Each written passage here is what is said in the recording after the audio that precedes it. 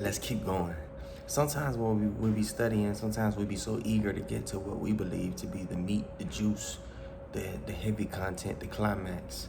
And we'll skip right past the beginning, skip right past the fundamentals, skip right past the basics, and dive right into the hard, complex matters that we don't have the prerequisite information and knowledge installed to process properly. So some of the conversations that we be having, sometimes y'all find yourselves hung up on something that I said because there's a preceding part of the conversation that we didn't cover, or that we was talking about on TikTok, or that we rambled about within the audio messages that, we started with.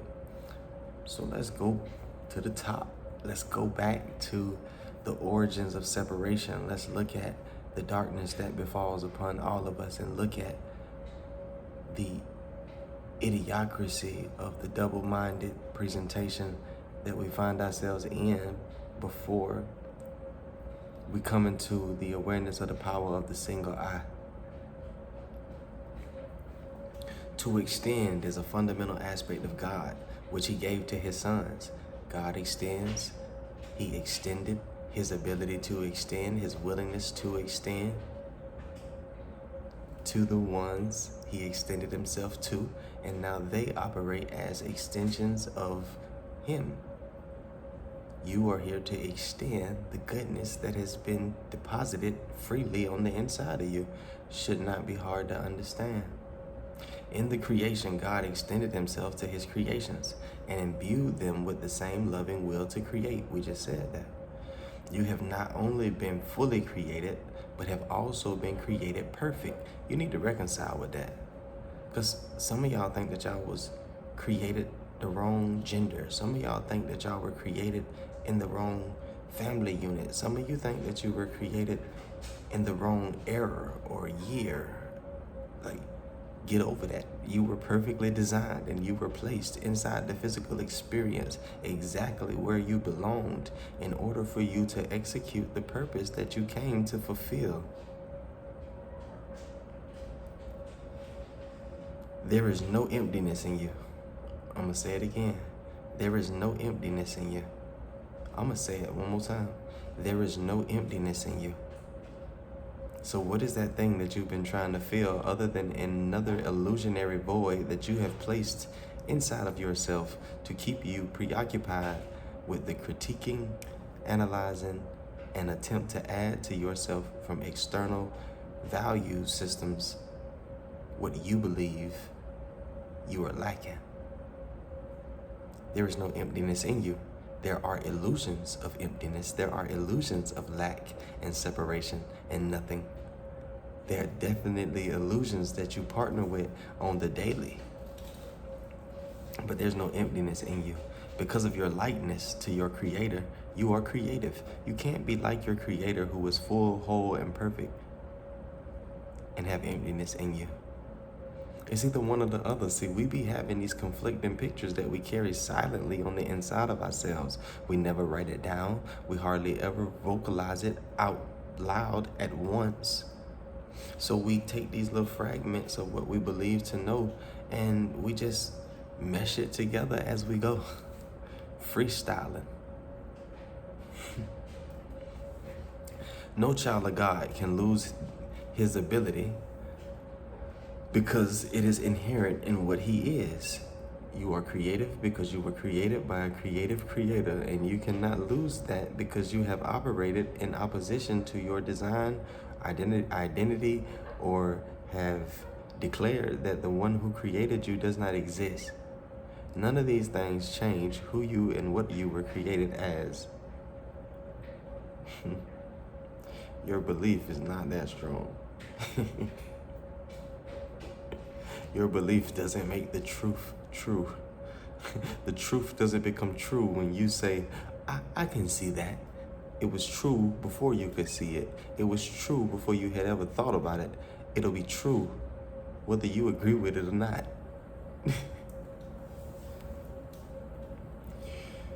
No child of God can lose this ability because it is inherent in what he is, but he can use it inappropriately by projecting. What is projecting? The inappropriate use of extension. You can extend the goodness on the inside of you, or you can project the illusions that you entertain within yourself onto the people around you and allow for your entire life to just become one delusional picture. The inappropriate use of extension or projection occurs when you believe that some emptiness or lack exists in you, and that you can fill it with your own ideas instead of truth.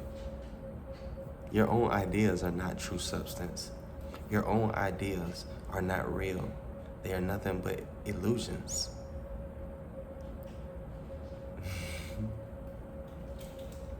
This process involves the following steps. First, you believe that what God created can be changed by your own mind. Say you don't. Because God said you was created perfect. And if you was created perfect and you can't change what you were created to be, then why would you argue when I said you were perfect today? Could it be because you think that you can, in your mind, change what God has created? Ooh. Second, you believe that what is perfect can be rendered imperfect or lacking. Again, if you're created perfect, then what happened? If you're created perfect and you're not perfect now, then what happened? Apparently something or someone has changed your status.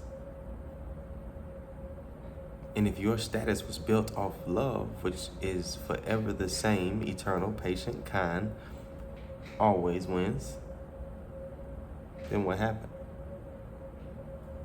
Third, you believe that you can distort the creations of God, including yourself.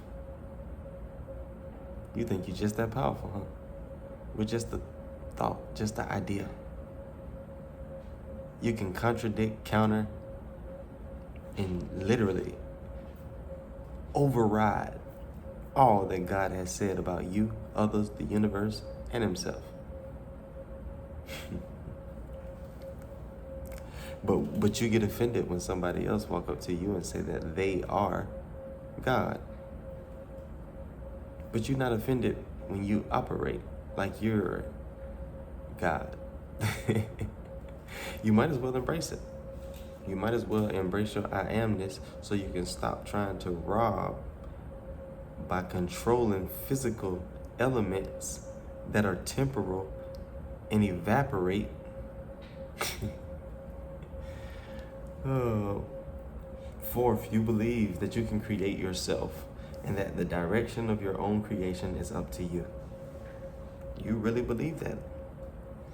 You believe that you have the ability to go the opposing way to God's will. You believe that God can create you one way and you can say that you're another way, and you can fully operate outside of what God has called you to. You believe that God can call you and you can run. You believe that God can have something for you and you can lose it, or you can slow down, or it can be slowed down by demonic or opposing forces. You have all kind of foolish paradigms that you still entertain today. And they cause for you to operate in a really weird way on the physical plane socially. These related distortions represent a picture of what actually occurred in the separation, or the detour into fear. Separation isn't real, it's an illusion. The reality is we detoured into fear, where the illusion of separation was created, where the illusion of the ego arose from, and fear only multiplied. None of this existed before the separation, nor does it actually exist now. We're just really good at living inside of fantasies and pictures in our head. And we work really, really hard to make it appear real, not only to ourselves, but to those around us. Everything God created is like him. Extension, as undertaken by God, is similar to the inner radiance that the children of the Father inherit from him. You can't wipe this off. You don't need to put this on. You don't have to try. It's effortless. It's your heritage. It's your lineage. It's your family mark. It's your daddy's face. Its real source is internal. This is as true of the Son as of the Father. In this sense, the creation includes both the creations of the Son by God and the Son's creations when the mind is healed. When the mind is healed and you've returned to the oneness, perfection that you were designed for through meditation and the ridding of the lies and your partnership with truth, standing steadfast in it and firm, allowing things to flow through you and to you. The things that you create, just like you, will radiate with the love of the Father within. Again, this is the mark of the kingdom. Everything here is a reflection of the King. You've been living under a tyrant. You've been living under the ego which says it's my way or no way. You've been living under the deceitful, beguiling, lying, conniving ego who's always shaky and shifty on everything, never ever taking a stance, never standing steadfast and firm on anything, not even the lies that it creates.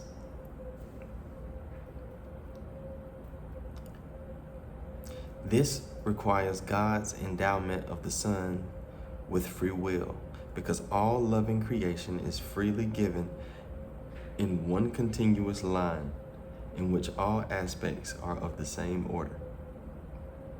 The Garden of Eden, or the pre-separation condition, was a state of mind in which nothing was needed. When Adam listened to the lies of the serpent, all he heard was untruth. You do not have to continue to believe what is not true unless you choose to do so. All that can literally disappear in the twinkling of an eye because it is merely a misperception. What is seen in dreams seems to be very real. When you're dreaming, you don't think that you're dreaming. You don't know that you're dreaming. You're inside of the dream, experiencing the dream. Scared as hell if it's a nightmare. Trying to wake yourself up sometimes because you done got that scary. What is seen in dreams seems to be very real, yet the Bible says that a deep sleep fell upon Adam, and nowhere is there reference to him waking up.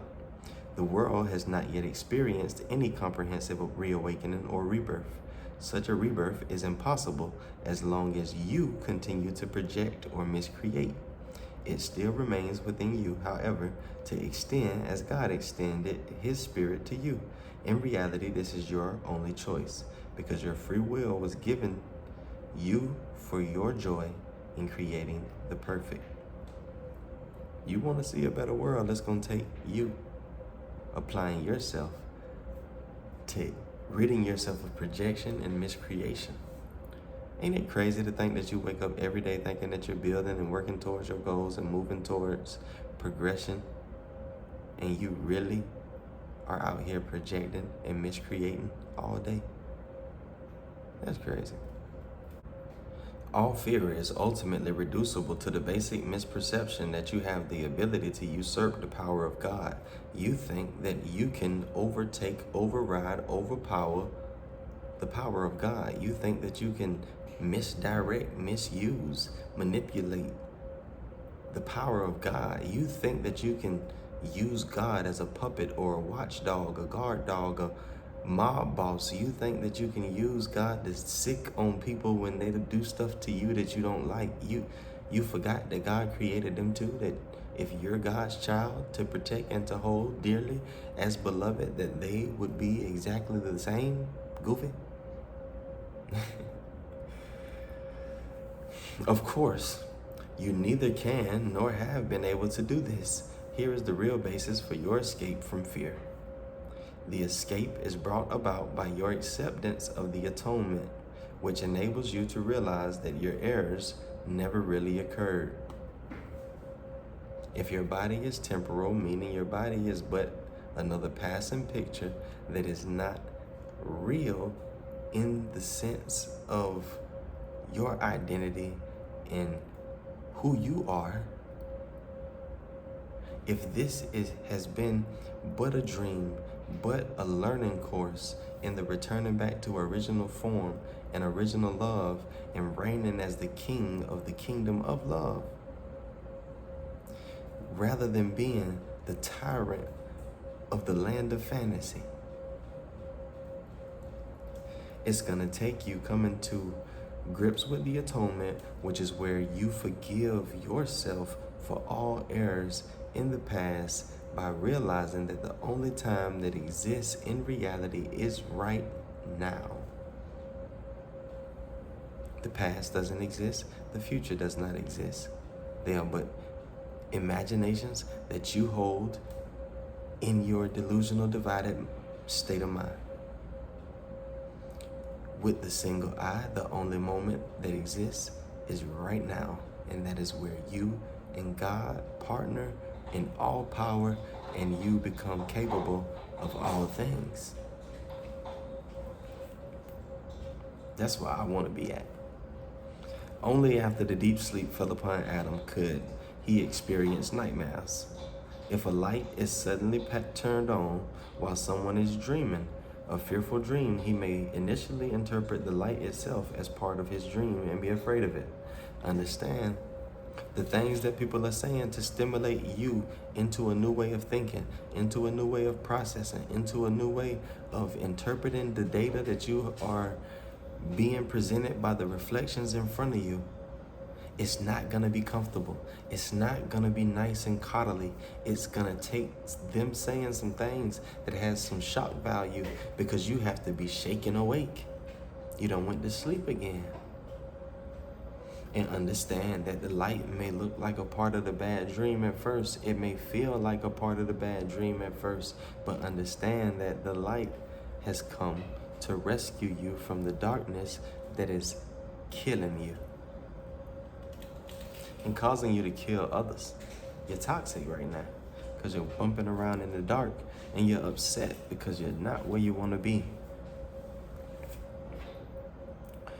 However, when he awakens, the light is correctly perceived as the release from the dream, which is then no longer accorded reality. Once the dream is over, the dream is no longer seen as reality. It is seen for the dream that it has always been. Once you come into truth, the illusions that you have partnered with and believed to be true will be revealed, burned away as the illusions they have always been. This release does not depend on illusions. The knowledge that illuminates not only sets you free, but also shows you clearly that you are free.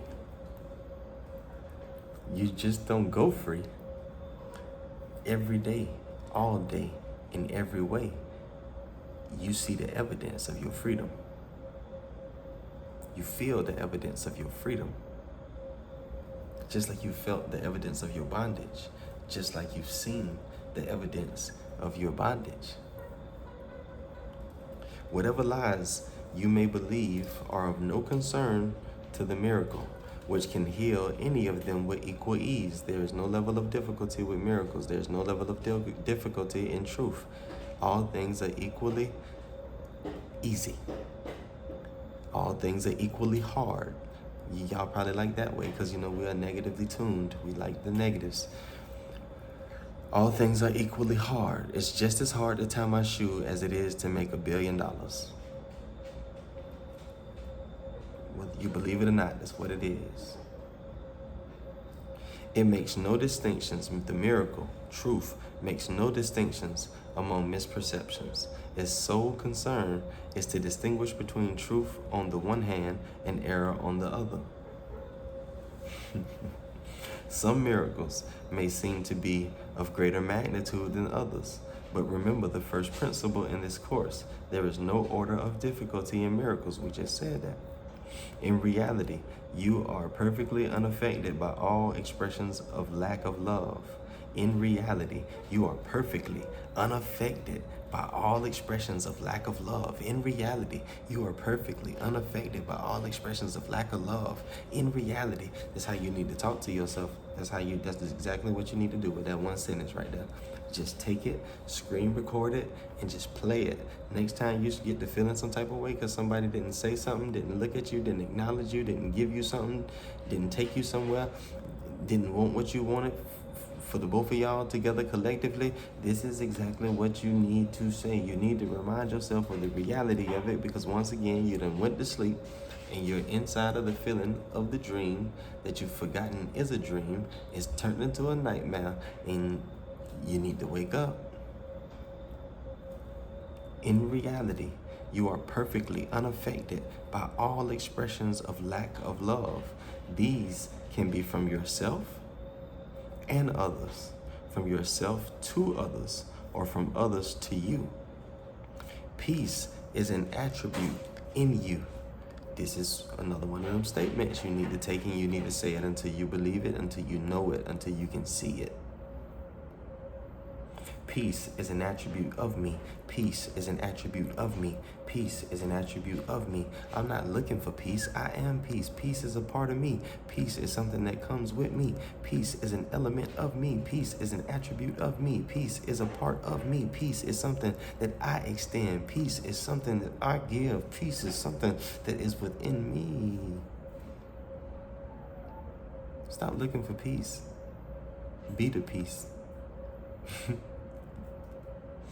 You cannot find it outside. You can't find peace outside. Illness is some form of external searching. Health is inner peace. If you're healthy, inwardly you're at peace. You're not peaceful because you're healthy. You're healthy because you're peaceful.